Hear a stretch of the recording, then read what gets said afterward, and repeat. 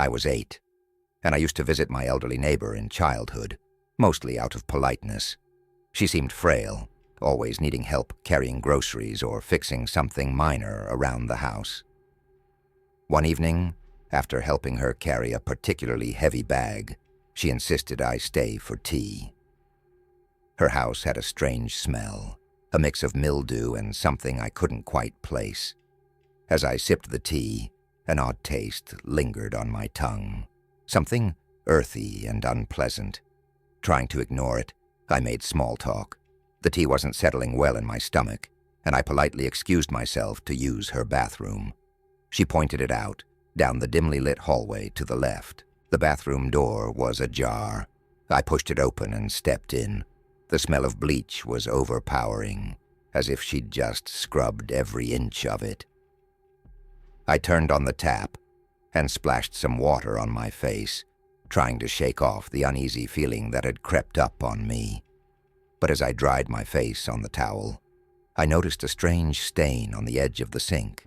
It was a faint reddish smear, almost like blood. Curious and a bit unsettled, I looked around the bathroom more closely. That's when I saw it. A long, thin bone tucked behind the toilet. It was small, too small to be from any animal that would make sense. I tried to keep calm, telling myself it must have been a dog bone or some sort of mistake, but my hands were shaking as I placed the towel back.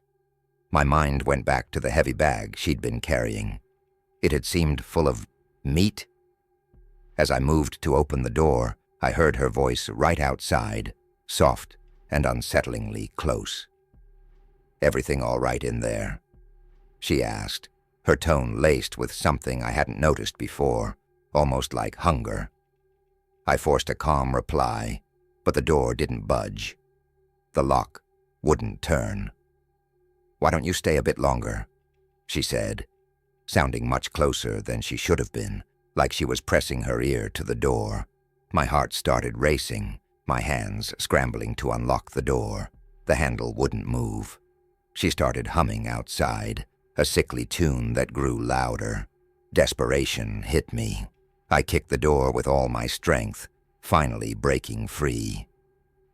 As I stumbled out, she was just standing there, a strange smile on her face.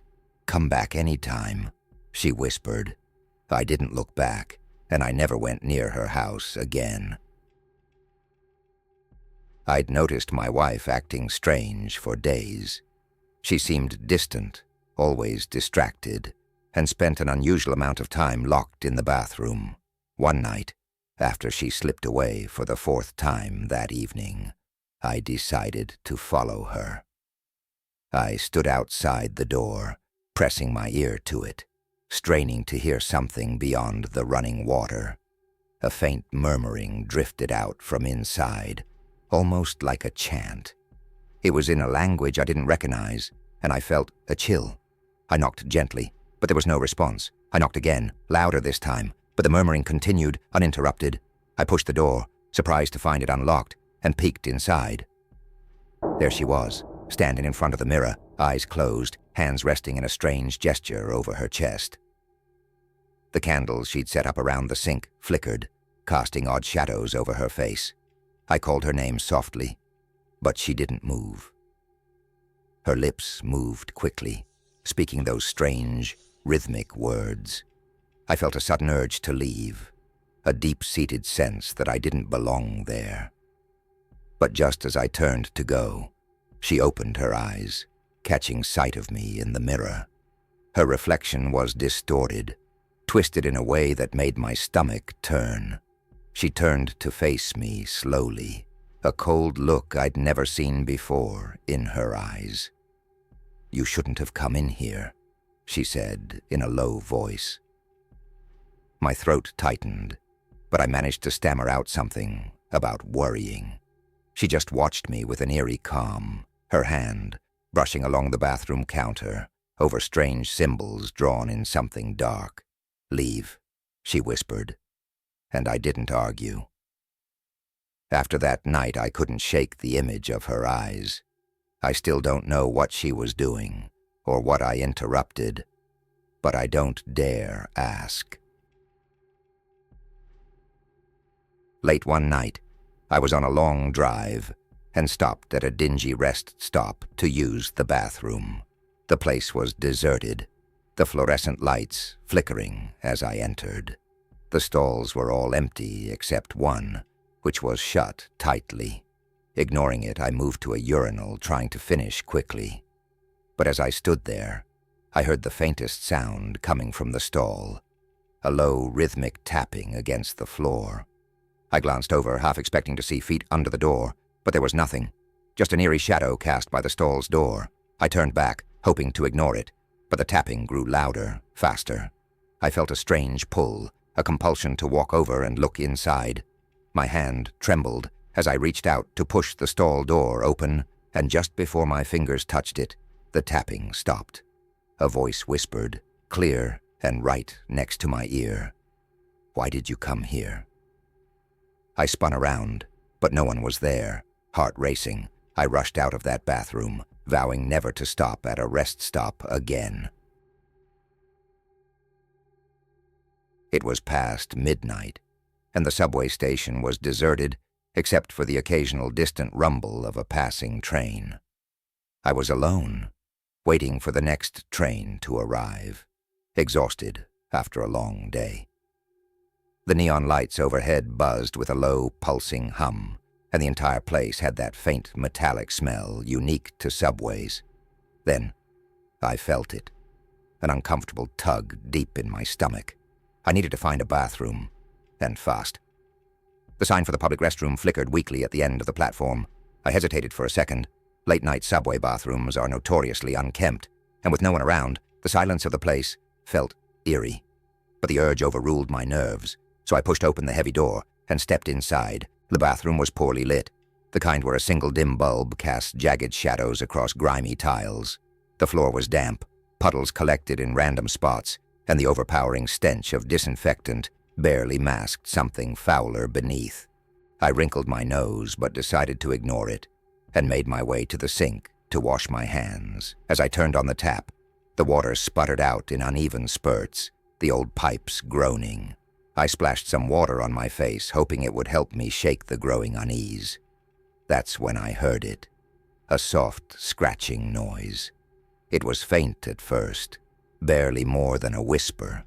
I tried to convince myself it was just the pipes, old and restless. But then the noise grew louder, the scratching more urgent, like something or someone desperately trying to claw their way out. I glanced toward the stalls, 3 of them lined up side by side. Each one had a door that was closed, but the center door was shaking slightly. Just a small tremor, like someone was leaning against it, pressing a shoulder to it from the inside. My stomach tightened. I cleared my throat, hoping my presence would be enough to scare off whoever, or whatever, was in there. But the scratching persisted, steady and relentless. Ignoring the chill creeping up my spine, I called out, "Hey, is anyone in there?" My voice echoed off the tiles, but no one responded. For a brief, tense moment, the scratching stopped, replaced by an uncomfortable silence that pressed in on all sides. I inched toward the stalls, something inside urging me to turn back, but curiosity propelled me forward. I reached out to push the door of the first stall open. Empty. I moved to the second, the one that had been shaking, and placed my hand on the door. Just as I started to push, the door swung open by itself, slamming against the wall with a force that echoed throughout the empty bathroom. The stall was empty, but there was something on the floor. Words scratched into the grime-covered tiles. My heart dropped as I read them. "It's watching." I took a step back, shaken, and in that split second, the overhead light flickered and then went out entirely. Darkness swallowed the room, and I found myself breathing hard, desperate to orient myself. Then I heard it again, the scratching. But now, it was coming from all around me, as if the walls themselves were alive, scratching and clawing from within. The sound filled my ears, relentless, scraping against my sanity. I stumbled backward, my foot slipping in one of the puddles, and felt my back hit the cold sink. I fumbled for my phone, desperate for any light, but my hand was shaking too much to grip it properly. I felt something cold and wet brush past my ankle, something slimy and alive. I yelped, scrambling to get away, but in the dark, every direction felt the same. Then, out of the corner of my eye, I saw it. Something in the mirror above the sink. A face pale and distorted, with hollow eyes staring back at me. It was watching, just as the message had warned. I don't remember much after that, only that I somehow made it out of that bathroom. The haunting gaze of that figure still burned into my mind. I left that subway station and never went back, but sometimes late at night, I still hear the scratching, and I wonder if it's just in my head, or if whatever was in that bathroom followed me home. It was late, and my girlfriend and I had just returned from a night out. We tiptoed into the bathroom, stifling our laughter, wanting a bit of privacy from the bustling house party happening outside. The door clicked shut behind us, and the world grew quiet, the soft glow of the vanity lights giving the space a cozy, intimate feeling. We stood close, whispering and giggling, our breaths mingling in the stillness. As we leaned in to kiss, something sharp and metallic interrupted the moment. It was a noise coming from the sink, like something rattling up through the pipes. We both stopped, pulling back slightly, and shared a puzzled look. I laughed it off, shrugging. Probably just the old plumbing, I murmured, but my voice lacked confidence. She nodded, though her eyes flicked toward the sink with a hint of worry. We tried again, leaning closer, but the sound grew louder, a strange, deep gurgling echoing through the bathroom. This time, it was unmistakable, like something thick and viscous trying to work its way up the drain. A creeping unease settled over us. I leaned over, turning the tap on to see if it would clear the noise. But instead of water, a thick, dark liquid began to ooze from the faucet. We both stared in horror as it trickled down, coating the sink in a slimy black sheen. I reached out to turn off the water, but as soon as my hand brushed the tap, the liquid surged forward, bubbling and splattering over the edge, almost like it was alive. We backed away, but our retreat was cut short as a soft dripping noise began behind us, coming from the shower. I pulled back the curtain, half expecting to find a leaky pipe, but what I saw was far worse. Written in black sludge across the tiles was a message: "Do not disturb." My girlfriend gasped, her hand covering her mouth. She backed up, almost tripping over her own feet as she moved toward the door, her face pale. I grabbed her arm, pulling her close, trying to stay calm, but my heart was racing. The air in the bathroom grew thick, oppressive, almost suffocating. A strange, bitter smell filled the room, and I felt a burning sensation at the back of my throat. The black liquid was spreading, slowly creeping over the floor, inching closer to us, its surface bubbling and rippling ... Just as we turned to leave, the door handle twisted on its own, locking us in with a heavy, final click. We banged on the door, screaming, but there was no answer. The liquid continued to spread, its inky blackness reaching out with almost human-like intent, slowly curling around my shoes. With a final desperate push, I threw myself against the door, breaking it open. We stumbled out, gasping for air, hearts pounding. When we turned back to look at the bathroom, the black sludge was gone, and everything looked as normal as it had when we first entered.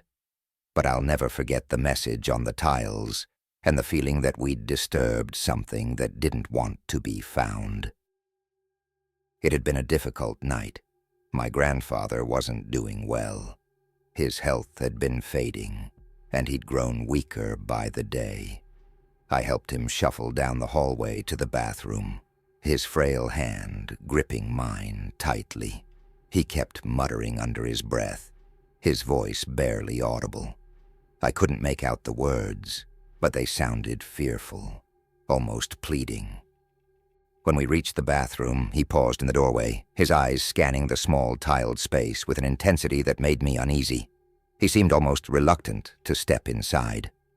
"It's all right," I whispered, giving his hand a reassuring squeeze.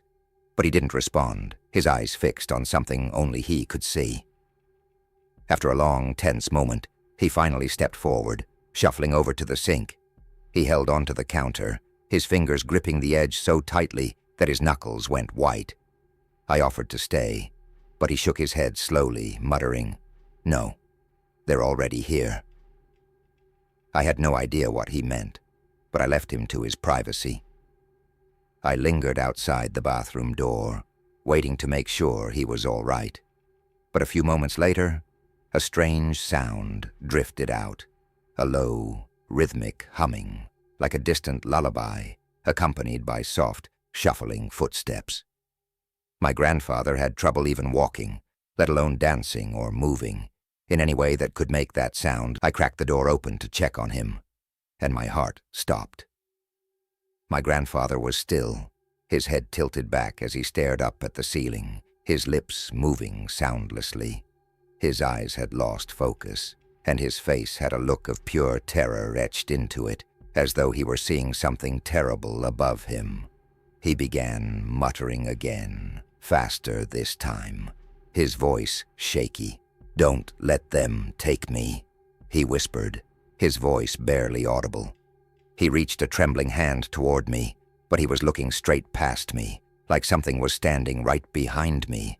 I turned, my heart racing, but there was nothing there. When I looked back, my grandfather's eyes had gone vacant, his hand frozen mid-air, reaching for something I couldn't see. I called his name, but he didn't respond. His hand fell limp, and he slumped forward, lifeless. In the days that followed, I couldn't shake his last words from my mind, nor the haunted look in his eyes. He had seen something that I couldn't see, but whatever it was, it had come for him. And sometimes in the quiet of night, I still hear that soft humming.